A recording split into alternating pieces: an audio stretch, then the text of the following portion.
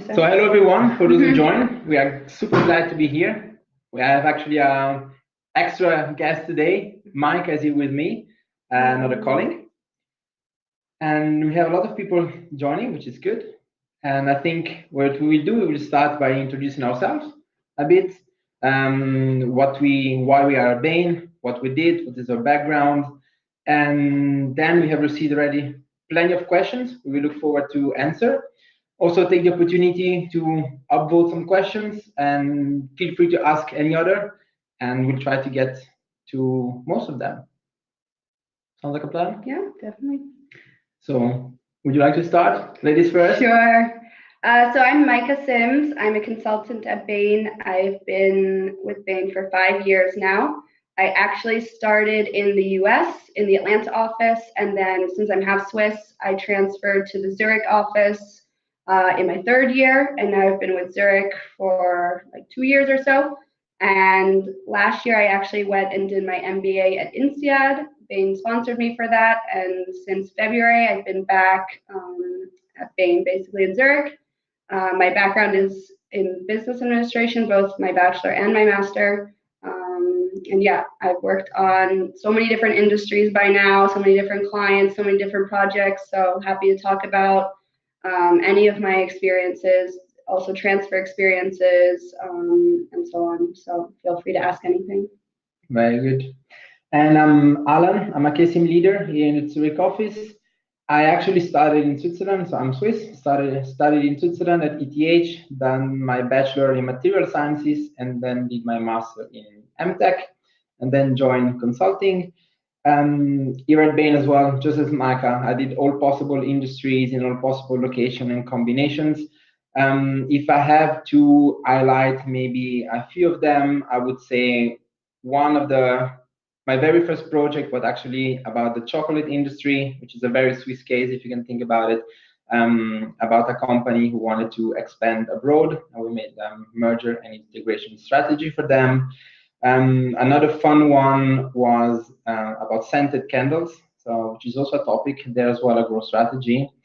And a bit closer to my heart, so to say, and my background, I'm also did a case, or currently actually doing a case on sustainability, which also touches upon the topic of plastics.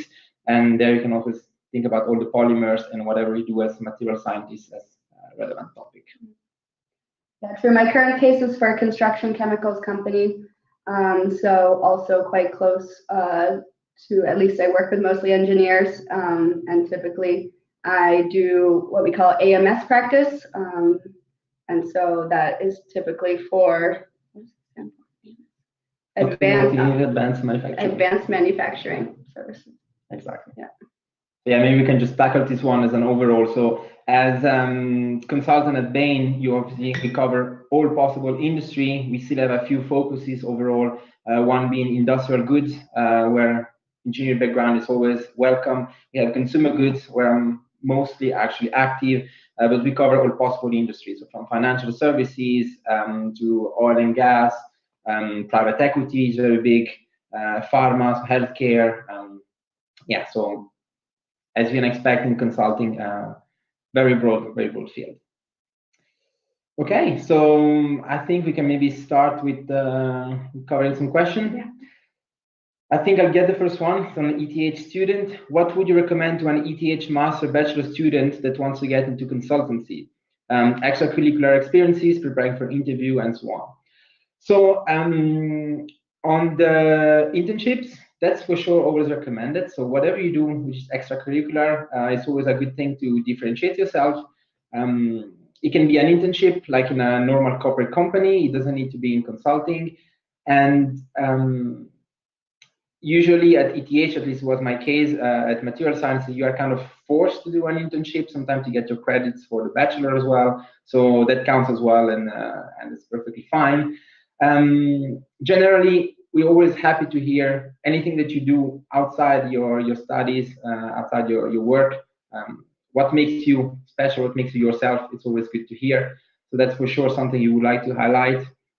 And then regarding preparing interviews, so consulting interviews are based on case interviews.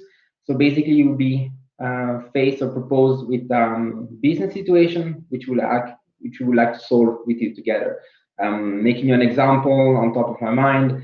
Let's say you have a company, a healthcare company, pharma company, who's been facing a decrease in profit for the past 2 years, and they ask us in, what would you do about it? And that's how you actually would run the interview and run this kind of conversation with you. It's for sure good to prepare, structure them, how to approach a problem, what are the key questions you would like to ask and would like to answer. You can find tons of information on the internet. They're all very valid. So I think that practice is very always good, right? You would agree. Yeah, definitely lots of practice. If you're not familiar with the case structure, I found it a bit challenging at first, and if I hadn't done many hours of practice, I probably wouldn't have done very well in the interview. But if you put in the time, then you can master it, and you can really get good at them.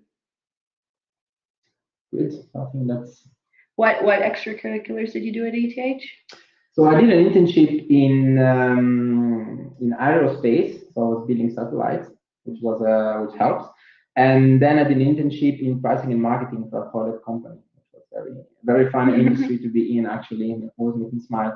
And otherwise, stuff like teaching assistants is always good, or I was part of a student association, so organizing party also counts as experience, managing people on the stuff, so that was good.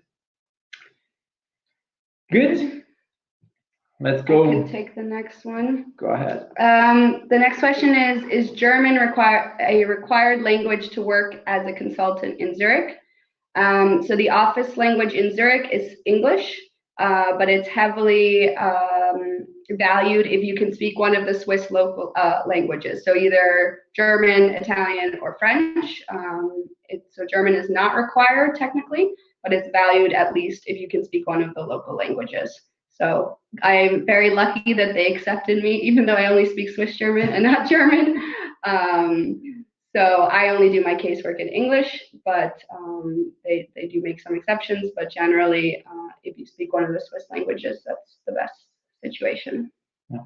Depending on the client, with international companies, you mostly work in English, but if you are working with a local client in Switzerland, also appreciate if you speak in German and work in German with them. So as Micah said, official language is English. The rest is for sure a good plus to have. Good. So for now, we're going just top to bottom with the question. Maybe we scroll down at some point and pick a few. What skill is looking for to become a good consultant? Well, I think the question is what kind of skills we are looking for. Well, it's a good question, actually. For sure, you need to be a problem solver, which sounds very broad, but it's about being structured and analytical. So really be able to understand a problem, break it down in small pieces, understand what you need to answer for all those small pieces, what are the key questions, and how you can actually put them together. And then once you have solved the problem, how do you also present it, and how do you somehow sell it to a client as part of a story? So as being an ETH guy, and as most of you as well, this is usually not a problem. Problem solving, you are quite good at it. Math, all those things are always well covered. Good communication skills always help, because we work a lot with clients on a daily basis. So we have daily meetings, every now and then presentations. So that for sure helps. And yeah, I think it's a people business, right? So that's you need to be comfortable with people, that's for sure. Yeah, I mean, I think that's one of the best things about consulting is that it's so varied what you do day to day. So of course, a big aspect of what we do is analytical and problem solving, but then you have to put that together with client communication, because if you solve the problem and they don't understand how you got to the answer, or they don't agree with the answer at the end of the day, that's not really the outcome that we're looking for. So people skills and communication is a huge aspect of it. And then also just, of course, being in a team as well, right? We always work in teams of 4 to 5 people typically. And so being a team player and really enjoying working with others is a huge part of what it takes to be a good consultant as well. So really multidimensional, and you get to work on many things, many things. And you need to have fun. That's very important. Definitely. Key skills to bring to the table. And so this one is also done. Is internship experience a requirement? I think we kind of covered this one. Ideally, yes, you have some extracurricular activity, whatever that is. I think it always helps. Yeah, but internships, especially, most people have done 1 or 2 internships, unless you're applying for an internship, and then it's not as important. Yeah. Super. Very. What motivated you to join Bain & Company? Tell me how. Oh, nice. Okay, sure. So it's gonna sound a bit cheesy in the beginning, but it's the people.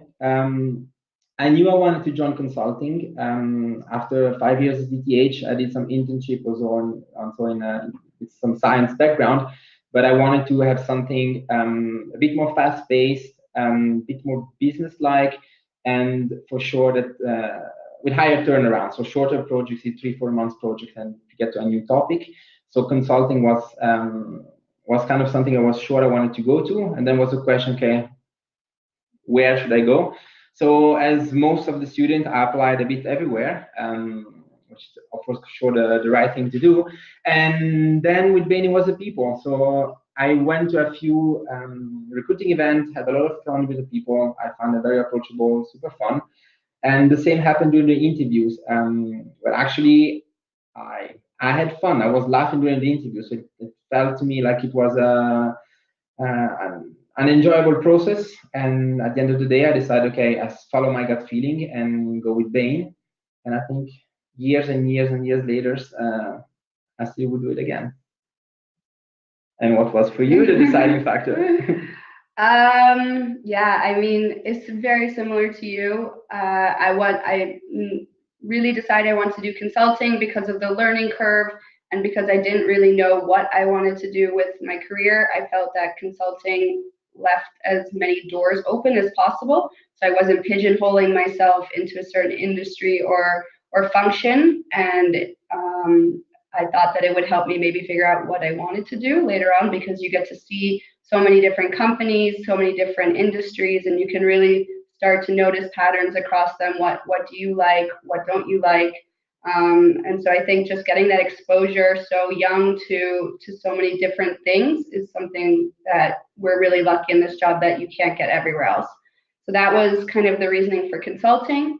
And then within the firms for consulting, same thing as Alan, it was really about the people. I know it sounds like not a very tangible thing to focus on, but I was actually really struggling, and my dad asked me at some point, he's like, well, where are you going to have the most fun working? Because you spend so much of your time at your work and at your job, so you just have to make sure you're having fun while you do it. And as soon as he put the question to me like that, it was a very clear answer for me, just because of everyone that I had met throughout the process.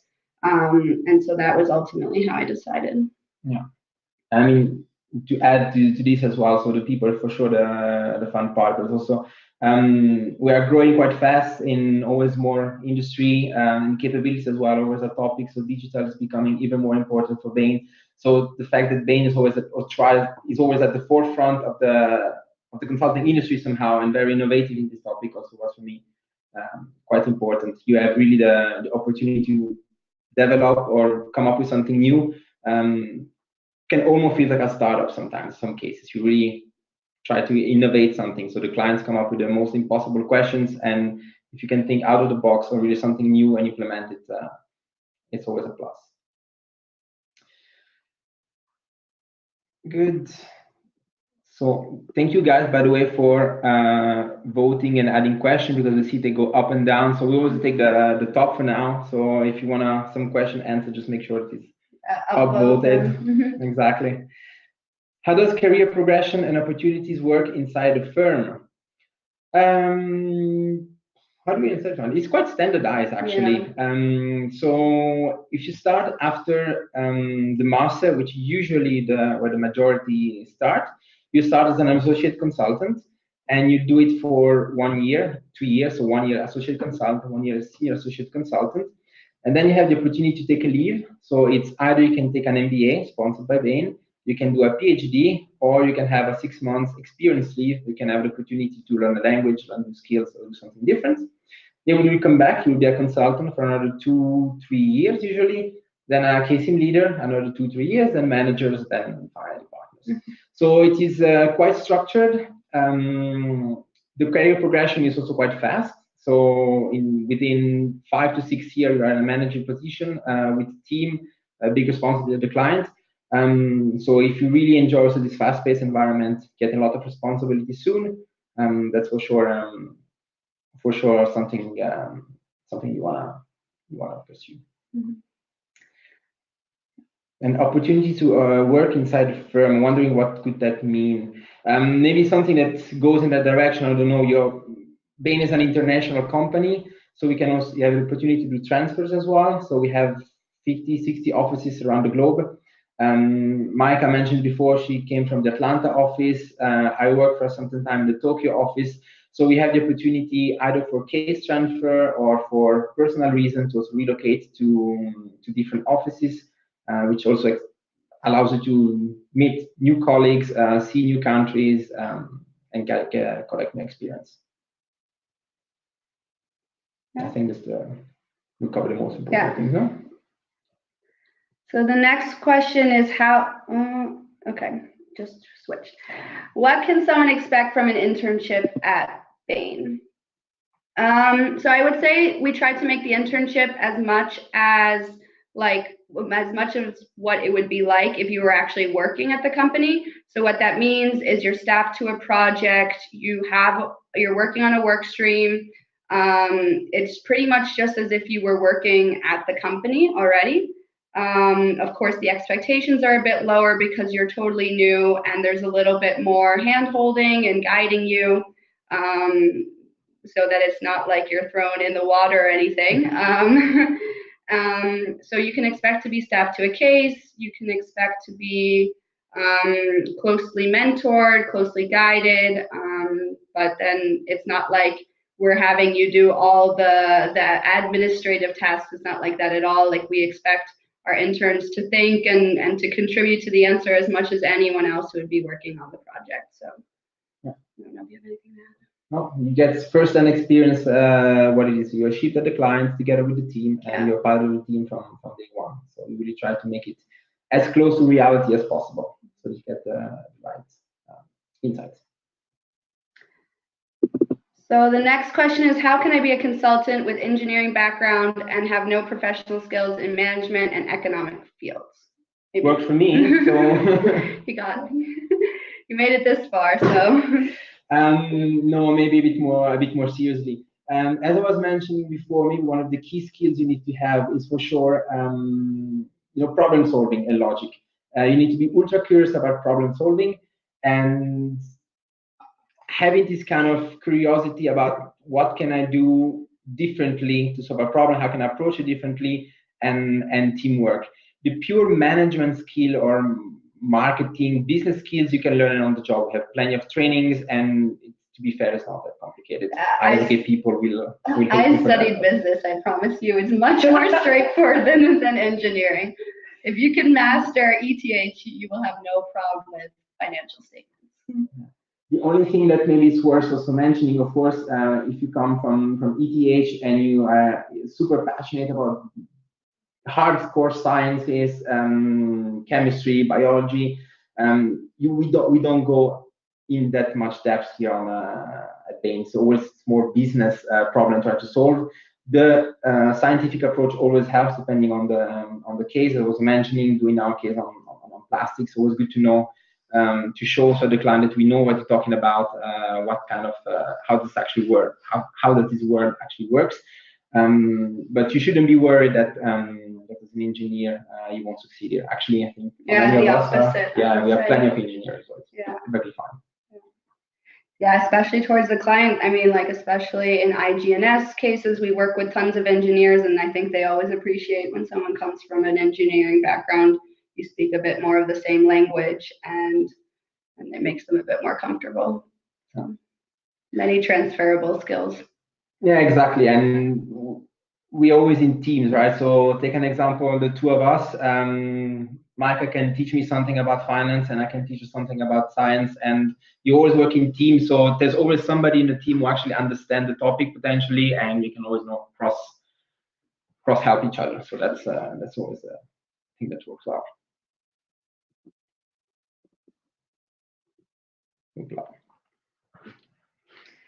So the next question is, how much do you value international experience when handling applications?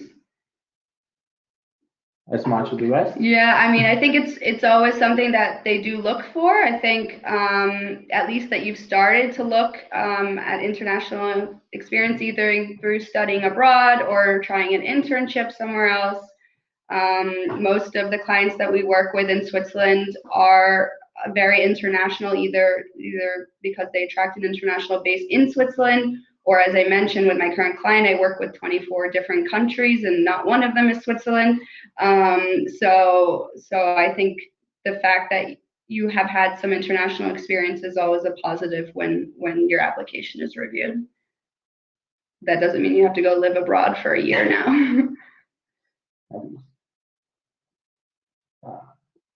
Do you travel a lot? Funny one. Well, it depends, right? Yeah.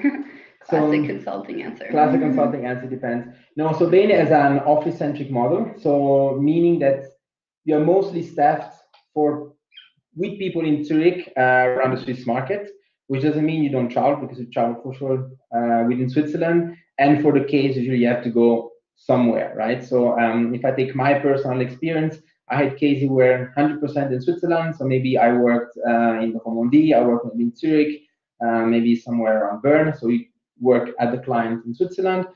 But then sometimes I had to travel to Italy, Germany, or UK for some cases. And I think the further away I get was Tokyo for me. So I spent some time in Japan for a case.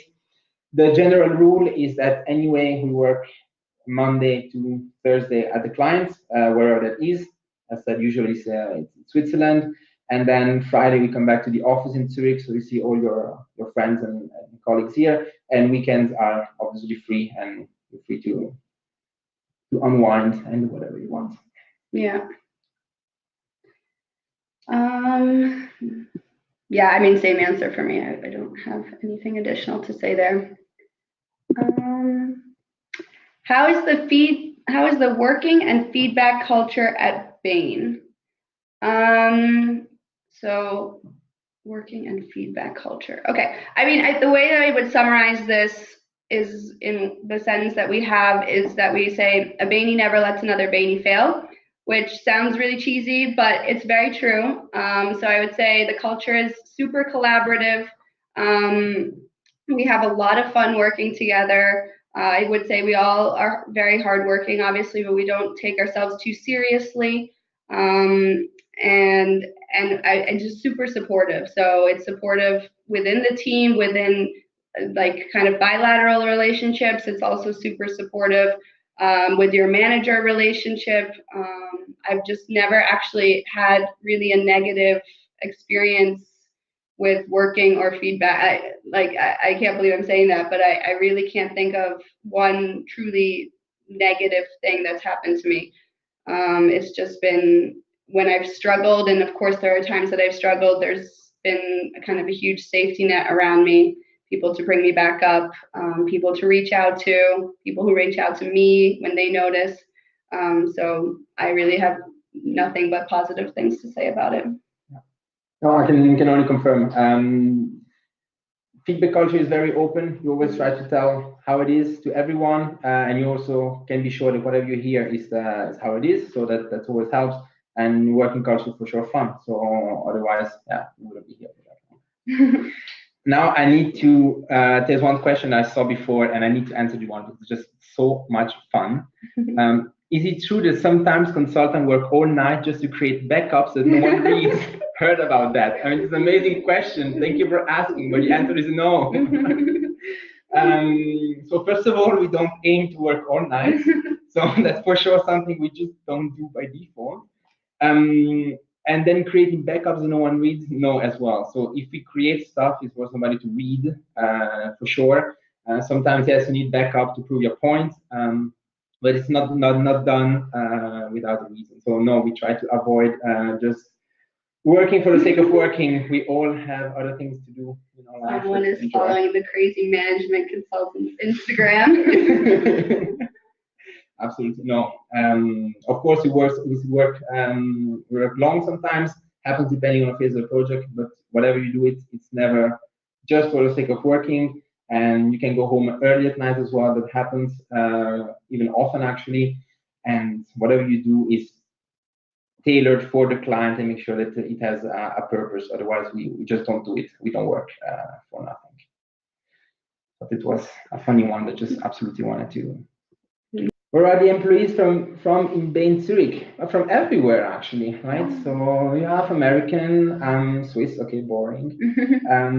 But we have people from France, from Italy, from Germany, from UK, from Japan, Israel, Pakistan. Well, it's a global office, so countless nationalities. Swiss and Germans are slightly the majority for obvious reasons, but there's a bit of everyone.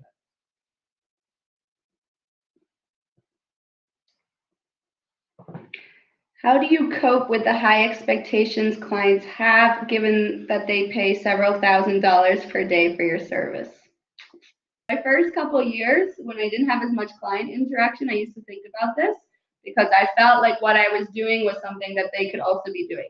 But now, as I interact with the clients a lot more, I never think about this question because it's become so clear the value that we add to clients. It's different on every project, but it's so substantial, and we know because the clients give us the feedback. They're so grateful for helping them.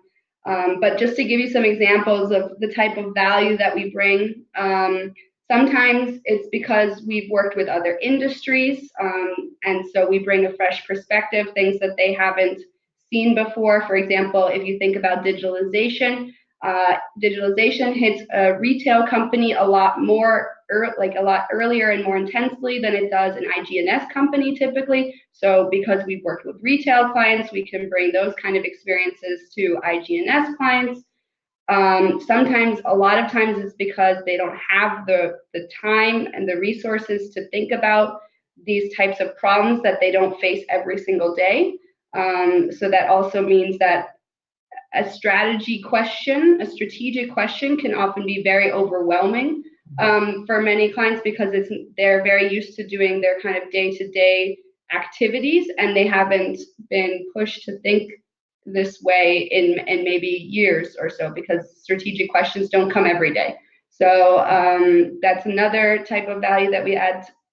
But now when we work every day with them, it's not something that I ever question. It's usually very clear. Yeah, and as Mike was saying, at the end of the project, the gratefulness and the reward we get from them, so they're really thankful for what we do. I think that makes it worth it for sure for us and for them as well. And the other thing that you can think about is actually the ROI. So often we actually do look at how much did this project cost for them, and the return that they're usually getting in either in savings or in kind of more growth, or at least more confidence in that growth, or sometimes in downside risk protection. Usually you can get a sense of what that ROI is, and that also causes me not to be concerned about how much they're paying for it. Good. So I think that we're gonna close for today. I think it was quite fun for us to talk with you guys. Thanks for the questions, a lot of them. Very good question. I hope we were able to give you some insights about what we do, about Bain. Should you have any question, you can contact, of course, me and Micah on LinkedIn. I think the details are in the video. Otherwise, just ask somebody from recruiting in Zurich. We're more than happy to give you further insight on what we do. So we wish you all a very good evening and see you soon. Bye.